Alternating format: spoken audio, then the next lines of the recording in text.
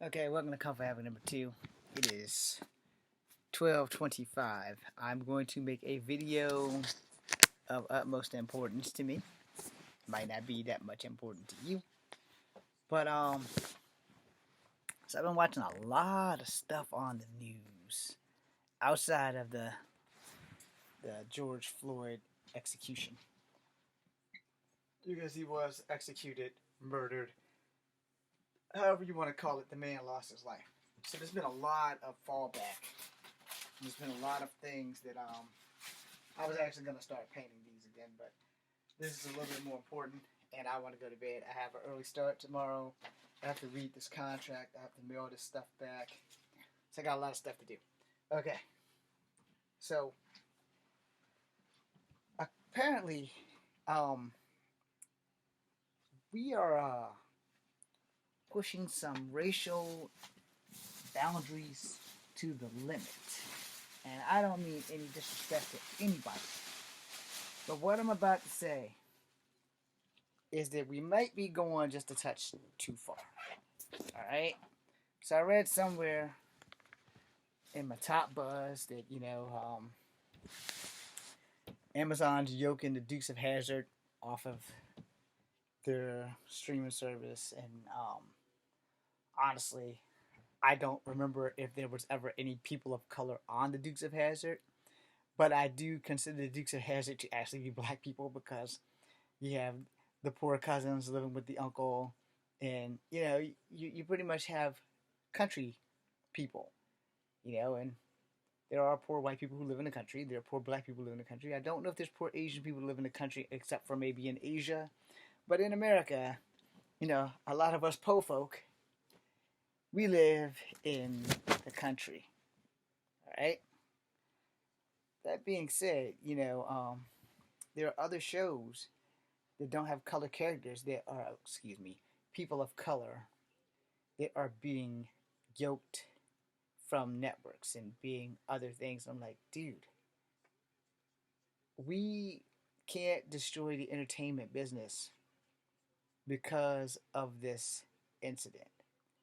I get that this man lost his life. I get that.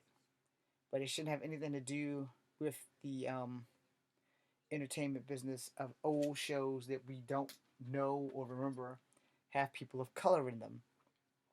I like the Duke Boys.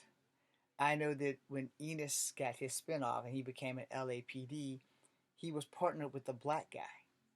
So I don't know what the deal is with Amazon pulling Dukes of Hazzard off their streaming service.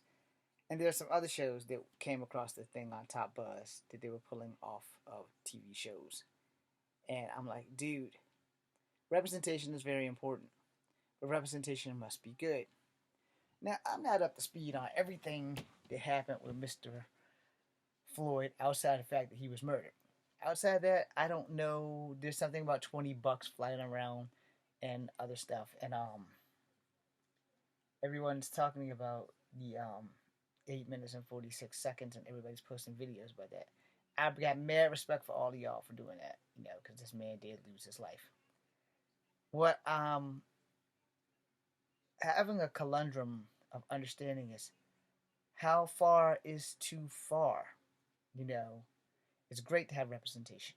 It's great that we all acknowledge that this man was murdered. It's great that we are all finally waking up and fighting for the right thing. But in our fight for the right thing, don't destroy something for the wrong thing that you think is the right thing. That being said, we really got to weigh the pros and cons on how far is too far. I read something racist and connected to George Floyd every day on Top Bus. Every day. Most recently, there was some cop in Jersey that tased a teenager. And I don't remember what the teenager did, but he did something and then he ran and he got tased. Earlier today, on one of those shows, either Entertainment Tonight or Inside Edition or In Evening Night Show, whatever show Lester Holt is hosting at night, they had an incident where a homeless man was being beat by a cop, and his partner waited like 5 minutes or 5 seconds before she interfered. Well, she was probably blown away by what the hell was going on, And the homeless man was a man of Latin descent. And he was living in the back of a church, and he said he never had a problem there until that day. And then the cop was pommeling him while he was trying to put his hands behind his back for the arresting position.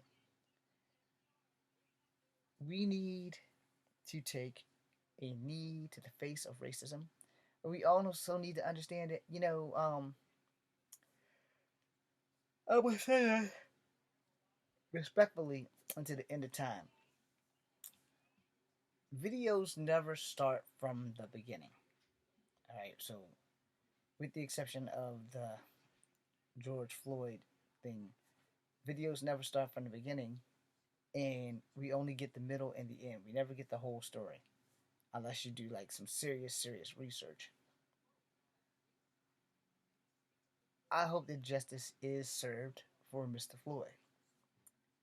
But here's where I got to say we're kind of cutting it really thin on every streaming services pulling shows.